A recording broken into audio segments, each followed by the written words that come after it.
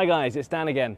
A few weeks ago I was in Marlborough Sport Garden in Southwark in London showing you how we are innovating urban sport so that anyone can get going without the need for anyone really on site, because everything you need is right there. I was showing you a wall that we're building which is pretty much there in this amazing space which already has an awful lot of urban sport, bit of gym going on behind me, bit of beach tennis as well. But our wall is now complete. It's being launched in the next week, but I just want to show you what it's like. Let me take you on the tour. Here's Mr. Dan Thackeray having a go. We've just put the lines down today. Super easy. So this wall went up, and as you can see, it's a really awesome mural. And it shows you what you need to do just visually, right? So then you come over to our sign. You've seen this already, but here's a sign which tells you what you need to do. Scan that QR code. Grab a ball from the vending machine. What vending machine? Well, over here.